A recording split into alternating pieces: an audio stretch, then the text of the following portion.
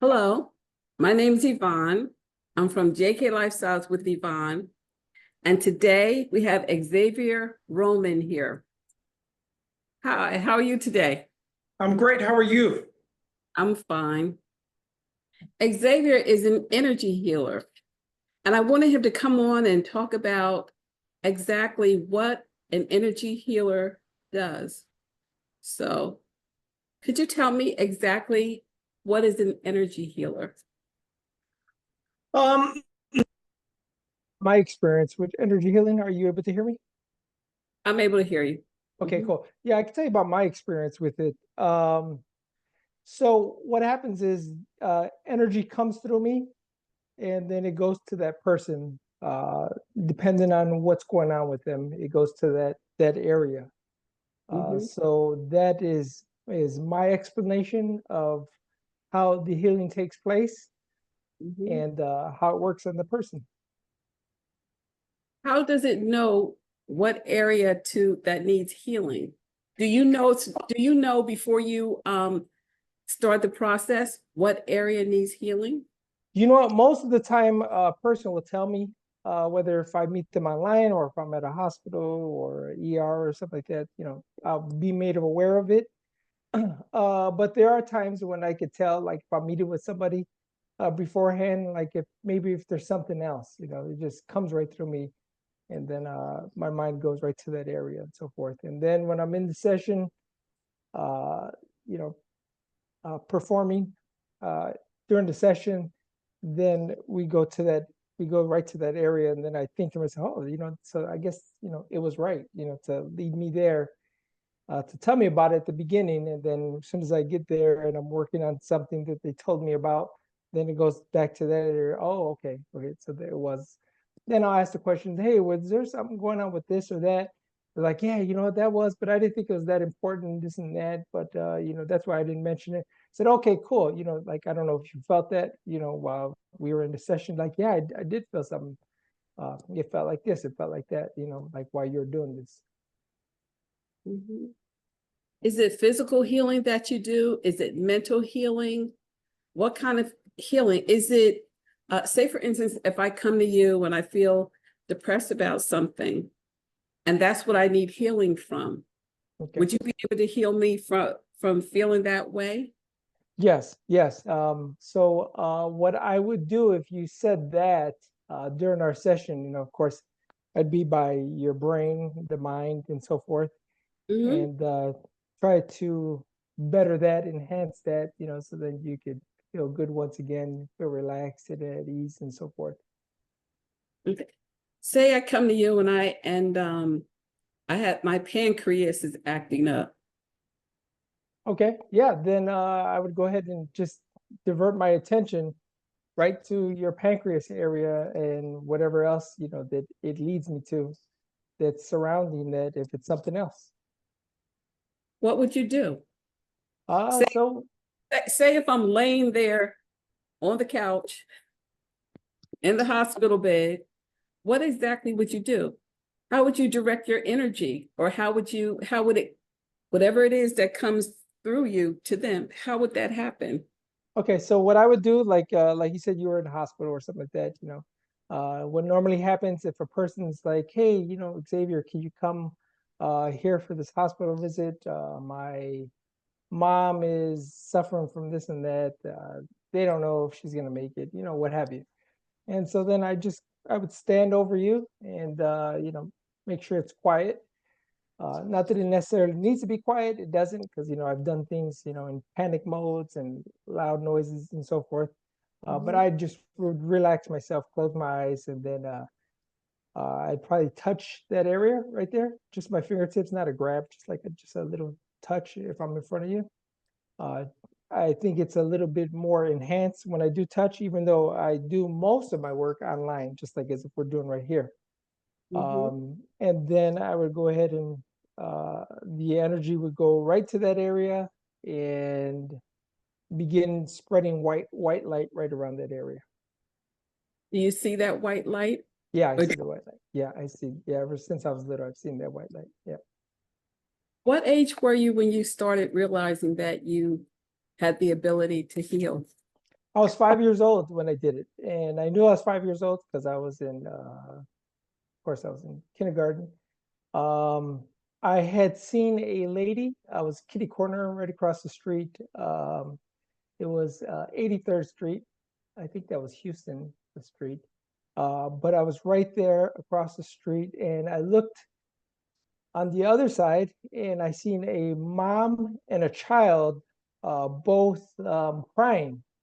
The child was hugging the mom from her hips and had his head buried in her stomach, and she was crying and he was crying. And as a 5-year-old, you get a little um, you'd probably get a little bit more emotional than a grown-up seeing it. You know, grown-up probably go across, hey, what's going on, guys? Can I help you out? Can I help you out? Blah blah blah. Mhm. For me, I was just worried, like, oh my God, like, I mean, I could picture it like it was yesterday. My mind always go there, like as if it was yesterday. And then I was like, oh man, they're they look sad, like something happened. Like, oh my God, I wish I could help them. And then something automatically told me, uh, you could help them. And you know, as a 5-year-old, like, okay. And all I did was I looked at them and I put my head down, and then I just wanted to help them. And then I seen this white light, you know, coming through my body and my head. And then I directed that towards them. And then I put that on them. And then after a while, I opened my eyes and I looked, and they both stopped. The kid took his head out of his mom's stomach, and he was looking left and right. The mom was looking left and right. And then, as you know, as a child, I'm like, could that be me? Did I do that? No, maybe it wasn't, but like, yeah, I think that was me. Like, maybe I have a superpower. Maybe I'm a superhero, you know, like, I mean, because, you know, you're so naive as a child, you know. And I was like, Mhm. I think I'm a superhero. And then I was like, maybe I did that. I don't know. Maybe, yes, you know, doubts and stuff like that. But they Mhm. stopped. They stopped. And, you know, like it was just so quick how they stopped, that I just walked home after I seen they were better. And then I was like, you know, just wondering, like, was that me? Was that me? Was that me? And so I never told nobody about it. Uh, my mom, no siblings, and my friends, nobody. And I went through the day, and, you know, just thinking, was that me? Was that me? And so then I can remember my mom saying she was going to have to go to the doctor. And I was like, I want to go. I want to go. She's like, what? Huh? What? I was like, yeah, I want to go. And then I was like, let me see what I could do at this doctor's office. And so I remember walking into the doctor's office on that same strip, which was, it's called 83rd. So it's probably like one, two, about 2.5 blocks away from there. My mom goes to the doctor's office, and there's a couple of people, like, you know, once in a while, if you go to the doctor's office, someone's real sick, they're hurling, you know, they're like, oh, we're like, you know, making those kinds of sounds, you know, like they're in pain. And I caught one person in particular that looked like, um, they were in some pain. And so I was like, oh, I want to try it on this guy right here, you know. And so I did the same thing. In my intention, which I didn't know the word intention back then, but my intention was to go ahead and get that person better, or see what I could do. And so I did the same thing. And because that person was like, you know, they looked like they were holding their stomach or something like that. It was somewhere around the stomach area. And I did the same thing. And then I popped open my eyes and looked. And then it took like about 2 seconds, you know, maybe three. And he's like, you know, he's moving his body around like, hey man, like, you know, like, you know, he's looking like, and I'm looking at him like, and he's looking around like, and he gets up and he goes to get some water. Then he comes back, and he waits a while. You could tell he's like, he didn't look the same no more. He looked like normal, you know, like normal, a little pleasant, like, dang, you know, like, wow, that's been going on for a while, you know, now this is better. And then he goes back to the counter, after a while from waiting and waiting and waiting, it's like, you know what? Hey, can I reschedule? I'm gonna leave, like, it's okay, blah, blah, blah, blah, blah, blah, blah. And so, the guy just leaves, and that was that. And I was like, oh wow, was that me? Was that me? Was that me? After that happened and so forth. And so from then on, I started doing that to anybody who looked like they were in some type of distress. Mhm. And I would always want to go to the doctors unless it was for me. I didn't like going to the doctor. um, but I would always like going to the doctor, or especially if it was a hospital visit where we had to go visit this person, that person, so forth, or whatever. I'd like to go, because just so I could see who I could help, without letting them know if I could help them. And it would just keep on working. It would keep on working. It would keep on working. I mean, but there was always doubt because I was a little kid, and so I thought it was cool, that they were able to change in front of me. And so You never told your mother? no, You never told no, your mother? no, mother, friends, family, uh, sisters, brothers, nobody, nobody. Why not? Well, I didn't feel comfortable. With friends, I didn't want them to think I was crazy. Mhm. Um, so yeah, I just kept it to myself. I just kept it to myself. Although I did want to tell my mom at the time. I did want to tell her, but I was like, no. What if she does this? What if she tells me to stop? What if she tells me you can't and this and that?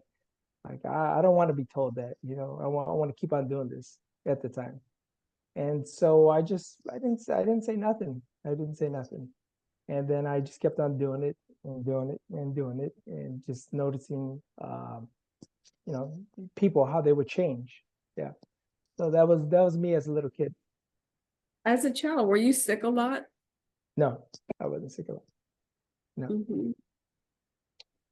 And I took something else too. And it slipped Yeah. my mind. Yeah. But because, oh yeah, I wanted to ask you. A lot of times when you're doing this, does it drain you in such a way? Does it no. have some negative effect on you? I actually feel empowered when I do it. Yeah, I Mhm. actually feel empowered when I do it. And when I'm done, I actually feel like there is a burst of energy, and I do feel more than relaxed, but I do feel relaxed, but not sleepy relaxed, but I do feel relaxed and at ease. There's more peace and so forth. That's how I do feel. Mhm. Did you have a near-death experience? Yes, I did. Yes, I did. I believe I was 30. It was in 2010. It was in 2010. I did. So I had went to the hospital. I remember hurling over because I had bad stomach pains, and then it was just moving around and so forth. And uh, I felt real bad. And my wife at the time, I told her, I was like, "Hey, listen," I says, "we got to go to the hospital." I says, "I don't feel good. My stomach is like, this is bad." I was like, "This is bad," and she's like, "Well, are you sure? This and that, this and that." I said, "Yeah, I'm positive, and we're gonna go to this hospital downtown. We're not gonna go to these hospitals because I want to be there for more than a day, and I want to get real good care, better than any of these hospitals around. So we're gonna go a little further because I know it's gonna take a long." How do you know? Like blah blah blah. You could just be like, just listen. This is what's gonna happen. I'm telling you what's gonna happen and where we need to go. For longer than one day care. So Mhm. we went, and then they were like, "Hey, your appendix. That's what's going on. You have I think it was appendicitis or whatever, and I think it might have burst. And then they were like, "Hey, we got to do this tomorrow morning. Blah blah blah. This and that. Blah blah." All right, cool. No problem. You got to do it anyway. So yeah, no problem. So went ahead, had the surgery. Um, Came out, then got home, and then after being home for a while, Then I started getting shivers, shakes, hot, cold, and so forth. And then they're like, "Hey, send him back." After we called, yeah, you guys got to come back right away. He's got some kind of infection going on. That's why his body's going hot and his body's going cold. And it's 100 degrees outside. He shouldn't be cold. So he's having infections. So you got to come back right away. So we went back right away. Like, all right, you have an infection. Like, yeah, it's like, well, kind of figured that after reading up on everything. And so they're like, okay, but this infection is, you guys kind of waited too long because you must have been at home trying to fight it off. I said, yeah, I was, like after the antibiotics wore off, then it went boom, but even during the antibiotics, I would take the pill and then it would lessen. And then after a while, it'd go up, then I take the other one, then it lessened, then it go back up. And I was like, yes, I was trying to fight it. Like, yeah, you should have came back a while ago. From your scans and this and that, this stuff, infection stuff is almost at your heart. If you don't, Wow. if we don't do a surgery now, um, you're not going to make it. I was like, okay. So I was, and so I was like, at the time looking at her, like my wife, like, yeah, we got to do it. No problem. We got to do it. Let's do it.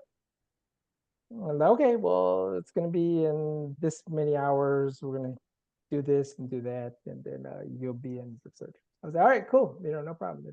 We got to stop it. We got to stop it. And so they wheel me into the emergency room, not an emergency room, into the operating room. They wheel me into the operating room, and I just remember looking around like everybody else does.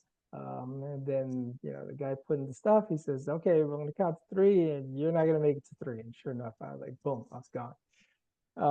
But then I remember coming out of it. Well, I didn't come out of it, but I was watching it. So I'm standing and I'm watching it and I'm looking at them, uh, you know, operate on me and so forth. And uh, I seen the one of the surgeons, after he cut my stomach, uh, all this stuff came out, like pus and blood and stuff like that. It went all over his mask. I heard him swear after it popped and everything like that. And things kept on going, progressing, and then boom, the monitor goes on when you flatline. And I'm just looking, and I'm just like nothing, and I'm just watching them, see what they're gonna do. And then they started panicking, going around, had to get the things, and this, pushing Those around me. paddles, Yeah, those yeah, the paddles. paddles. Yeah. Mhm. Yeah, so I'm watching it, and okay, just wondering what's gonna happen and so forth. And then boom, I'm gone. Yeah, I'm no longer in the hospital. Then my body is what people call the other side. So then I'm on the other side. I'm walking through a brick road, like, and with trees around, and I'm jumping, running, flipping, doing this and that, this and that. And then I go to the other side. A bunch of things happened, while I was on the other side. And then I came back. And then when I came back, I was in the post operation room. Mhm. And so I remember opening my eyes, and then the nurse, she got up and she's like, hey, Miss From, and she says, you okay? And I'm just still like, because you're still on drugs, but Mhm. I remember her because I can remember coming out that thing. And I'm thinking, like, what was that? That was my first thought. It wasn't if I'm hurt or sick or cut up or this and that. I knew I was drugged up, but at the same time, I was just like, hey, wow, you know, what a dream, like, wow, that was some kind of dream, like I was just bewildered. And then she touched me. She says, okay. She's like, you're gonna be all right. She's like, You got this cut right here. It's gonna go from your belly button to your navel area or to your hip or whatever that was. And she says, and don't touch it. She says they left it open. It didn't get sewed up. She says, so there's just like gauze and what have you. Says Mhm. they're gonna let it close up from the inside on its own. So it's not gonna be sewn up. It's just gonna close up on its own as time goes on. So you're gonna be here for a little while. And she's like, man, she's like, but hey, I'm glad you're here. Uh, I'm glad you're here. We had a little scare, but Doc and them, they brought you back. I was like, they brought me back. Like, yeah, your heart went out and so forth. And so, but they brought you back. And then boom, my eyes open over the drugs, because I don't know if you've ever had a surgery or anything like that. Oh, you have? Okay, so you notice when you get out the surgery, you're still gonna be like, Mhm. like one of those. But when she told me that, I just like everything just like I mean, I still didn't feel the pain because I know I found out that they were, pumping morphine in me, but my eyes and my heart rate and everything just went up like that was real, you know. That was real. Okay, okay. It wasn't a dream. When you came, returned from that experience, did you find that it had any type of impact on your healing ability? Did it intense? Was it the same? No, it was the same. Like I didn't like gauge or try to test it or anything like that to see, there was a difference of this and that. Because life had changed for me and Mhm. life and what I thought about it and how I wanted to lead it and so forth. Those things have changed like after like I got out of the hospital and then I got healed and so forth. And after I had that conversation with the nurse, because even after the conversation with the nurse, and she told me, I told her what happened. I was like, yeah, this happened, that happened, and he said this, and he was swearing. I'm talking about the people who were doing the surgeries, and she was like, really? She's like, I've been here 20 something years. She says, and people hear this, it's not often. She says, but I never had that, and I'm waiting for all the patients to come out of the surgery thing. She's like, yeah, but you're the first one. And I'm getting ready, I think she's getting ready to retire and so forth. And I finally got someone. She's like, oh my God, what was that like? This and that. She said, can I come up to your room, this and that later on? And I'm still like a little bewildered, and I'm like, yeah, okay. Yeah, but I have to come as a guest. I can't be your nurse, because I said, well, whatever, that's cool. Then she came up, she asked me a bunch of questions, blah, blah, blah. What did you see? What was this? What was that? All that good stuff. But yeah, I there are think things. I think a lot of people are interested what happens when you depart, when you have one of those near-death experiences. I think it's reassuring to us to know that you just you're not there alone, that it is something more there for you. And it seems like you came back before it was complete because probably wasn't your time to go. So you Yeah, came. yeah, yeah, yeah. No, it wasn't. Yeah, but it's something that once you see it, you can't take it back, like you know what it is. You've made conscious contact with it, with Mhm. that side, Mhm. and so you can't take it back. So like a person could read the experiences, and they could read, you should behave like this, you should act like this, and so forth and so forth, and um, but you, as going through it, you're like, I, I, I've made contact with it. It's like someone telling you, hey, you ride a bike like this. Like, no, I've rode the bike and this is how it works and this and that, like we're gonna fall and we're gonna get back up and get back on and this and that, this and that.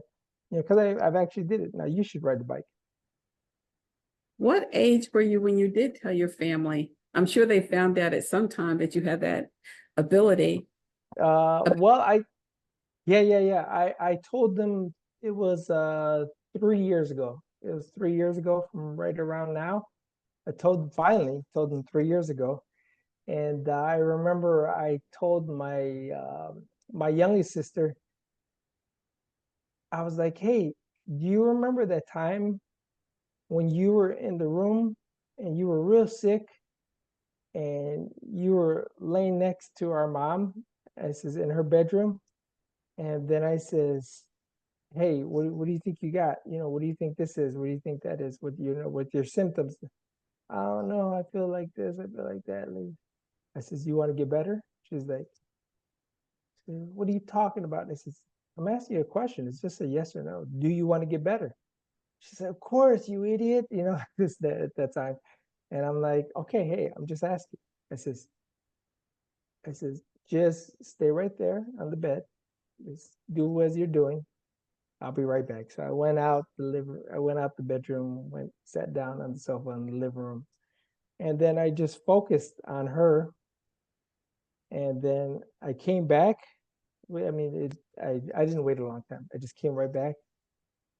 And then I'm talking to my mom who's laying next to her. And I was like, "Oh, hey, you. By the way, how do you feel?" She's like, "I feel better." And I'm like, "Oh yeah?" I said, "Why? Explain, show me, tell me, how do you feel better?" "Yeah, my head doesn't hurt. My stomach is it's okay." Like, "Oh man, I feel normal." Like, and I says, "I told you." She's like, "Told me what?" I says, "Oh, you didn't believe it, that I was gonna go ahead and try something on you?" And she started laughing. She's like, "What'd you do?" I was like, "Doesn't really matter what I did." She's like, "Yeah, right. Like you did." I said, "Okay, how'd you get better so fast?" She said, I only left the room for a couple of minutes. How And old were you then? we were middle age about then. I would say I was in my uh late 20s around there. Yeah, Mhm. yeah, I was in my late 20s. Um, and then she just left it alone. She never asked me again. She never told me. She never used me again, like in case she wasn't feeling right, down the line years later and this and that. She never Mhm. did it again. I say, "Oh, okay, I guess she didn't believe," but like, it's not my job to care if the person believes or not. I really don't care. Mhm. So today you have an energy healing practice. You do this for people. Yes. Okay. Tell me about that. Well, people just go ahead, they call in. Well, they schedule first, and then we set it up. Yeah, yeah, they schedule, we set it up, Yes. just like me and you are right now. And then they tell me what's going on, and then after that, then I go ahead and do my thing with them. And then after we open our eyes, like, "Hey, how do you feel now?" "Okay, what's going on with this? What's that?" "Okay, great. All right, good. Hey, um, have a good day." That's it. Yeah. Do they come back at times? Because Yeah. our health normally goes. Yeah. They do come back at times. Yeah, they do come back at times. And then if I make a hospital visit where somebody's in the ER and the ICU, something emergency like, then I'll of course go to them, and then we do the same thing. Okay. Well, today we were talking to Xavier Roman. He's an energy healer. He practices. He has his own practice. What is your website? It's my name, XavierRoman.com. That's XavierRoman.com. You can see the videos of me interacting with people, doing sessions and so forth. Yeah. Mhm. Well, thank you for joining us today. I'm My glad pleasure. he came on. Thank you for coming. Goodbye, everyone. All right. Thank you. Thank you as well. Appreciate you. Okay.